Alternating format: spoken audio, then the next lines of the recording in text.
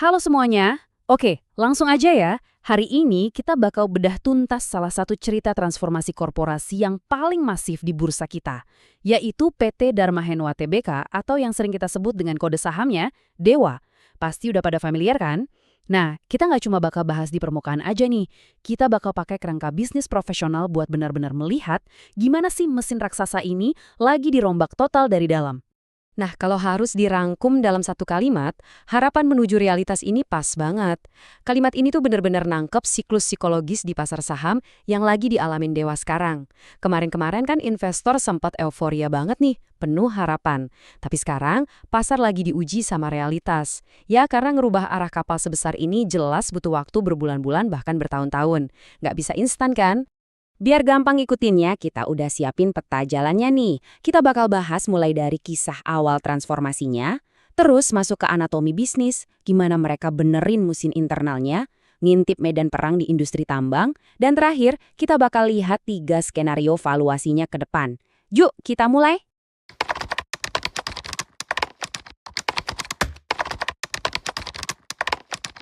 Oke, bagian pertama. Gimana sih cerita awal mula transformasi Dewa ini?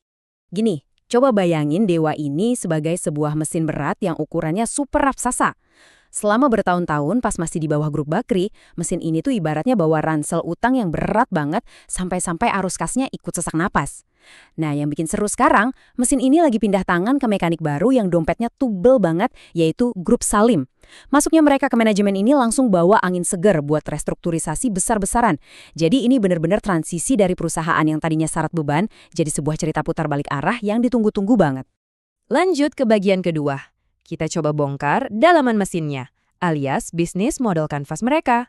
Coba perhatiin deh, dari semua pengeluaran, yang paling banyak ngabisin duit itu ternyata BBM sama penyusutan alat berat.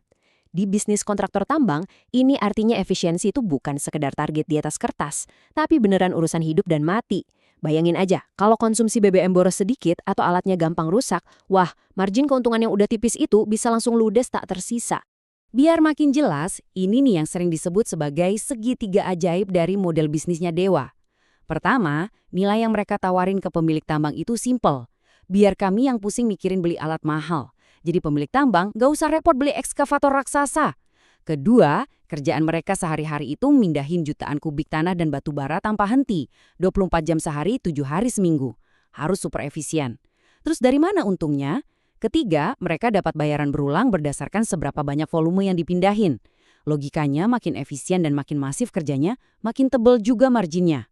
Sekarang di bagian ketiga, kita bakal lihat PR besar apa sih yang harus diberesin sama mekanik baru kita ini. Selama ini kan kasnya Dewa ibaratnya lagi pendarahan parah nih. Nah, buat nyetop pendarahan itu, manajemen dari Grup Salim wajib banget ngeksekusi 4 hal ini. Mereka harus beresin utang biar kas bisa napas lagi. Terus nyari klien di luar KPC dan Arutmin biar nggak bergantung sama satu pihak aja. Selain itu, mereka harus mastiin alat beratnya pada sehat dan nggak gampang mogok. Dan yang nggak kalah penting, mereka harus mulai pakai teknologi digital buat mantau armada secara real time. Persis kayak yang dilakuin kompetitornya. Buat kita yang mantau dari luar, 4 hal inilah yang jadi tolok ukur nyata apakah manajemen ini beneran kerja atau enggak. Dari semua PR tadi, kuncinya ada di istilah yang satu ini, Physical Availability atau PA. Gampangnya, seberapa sering sih alat itu siap kerja tanpa rusak? Kenapa dulu Dewa sering gagal ngejar target? Ya simpel, PA mereka hancur. Alatnya udah pada tua, sering ngadat, dan suku cadangnya susah. Anda kan nggak bisa dapat duit kalau alat beratnya lebih sering nongkrong di bengkel daripada di area tambang kan? Makanya, efisiensi mekanik ini benar-benar harga mati. Masuk ke bagian keempat, kita keluar sebentar dari urusan internal dan ngeliat seganas apa sih medan perangnya di luar sana. Jujur aja, persaingan di industri ini tuh brutal banget. Dewa harus sikut-sikutan sama raksasa kayak Pama dan Buma demi margin yang super tipis. Terus, pemilik tambang sebagai pembeli juga punya kuasa penuh buat nekan harga. Untungnya, nggak gampang buat pemain baru masuk soalnya butuh modal triliunan rupiah. Dan kabar baiknya, dengan backing logistik dan finansial segede Grup Salim sekarang, posisi tawar Dewa ke para pemasok mestinya bakal jauh lebih kuat. Tapi tunggu dulu, ada ancaman jangka panjang yang nggak bisa dianggap remeh. Dunia lagi pelan-pelan ninggalin batu bara buat beralih ke energi hijau. Jadi, catat poin krusial ini ya, Kalau Dewa mau selamat di masa depan, mereka nggak bisa terus-terusan nempel sama batu bara. Suka nggak suka, mereka harus mulai manuver strategis untuk menambang mineral kritis, kayak nikel, tembaga, atau bauksit. Dan sampailah kita di bagian kelima. Mari kita bahas 3 skenario masa depan untuk Dewa. Endingnya bakal kayak gimana nih? Kita mulai dari skenario bearish, alias skenario terburuknya dulu ya. Coba bayangin kalau ternyata proses bersih-bersih internalnya makan waktu kelewat lama.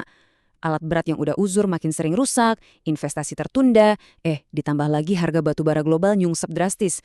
Wah, euforia yang kemarin itu bakal langsung lenyap tak berbekas. Dan bisa dipastikan para investor institusi bakal rame-rame cabut ninggalin saham ini. Kalau mimpi buruk ini beneran kejadian, rasio valuasi alias price to book value mereka bisa jatuh lagi ke level dasar historisnya yang sangat rendah, di kisaran 0,2 sampai 0,3 kali. Kenapa? Karena pasar bakal kembali parno sama resiko utang masa lalu yang jadi sorotan utama lagi. Nah, gimana dengan skenario netral alias base case kita? Di skenario ini, manajemen berhasil nyetop pendarahan kas tadi. Restrukturisasi utangnya jalan lancar, beban utang pelan-pelan turun, dan mereka mulai bisa cetak laba operasi.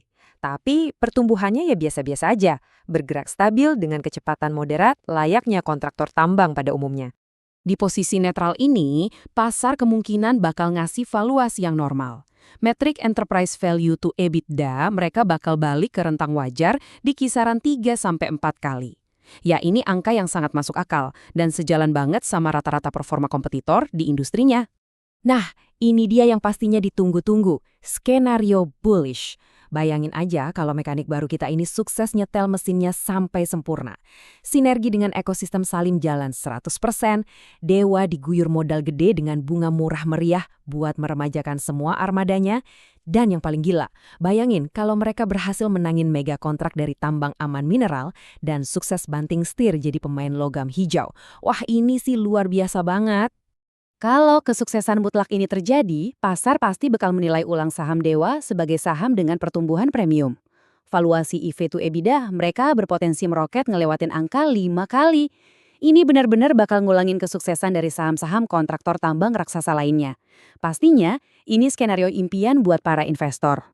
Jadi, setelah semua kerangka dan data yang kita bahas, ujung-ujungnya kita kembali ke satu pertanyaan besar ini. Ini tuh bukan cuma soal bayar utang aja loh, tapi soal sanggup nggak mereka berevolusi. Mampukah manajemen baru menembus segala halangan operasional dan membawa Dewa bertransformasi dari sekedar kontraktor batu bara masa lalu jadi raksasa logam hijau yang berkelanjutan? Inilah ujian pembuktian jangka panjang yang paling menentukan buat mereka. Menarik banget buat terus kita pantau. Oke, makasih banget udah ngikutin sesi bedah tuntas kita kali ini dari awal sampai akhir, dan sampai jumpa di analisis seru berikutnya.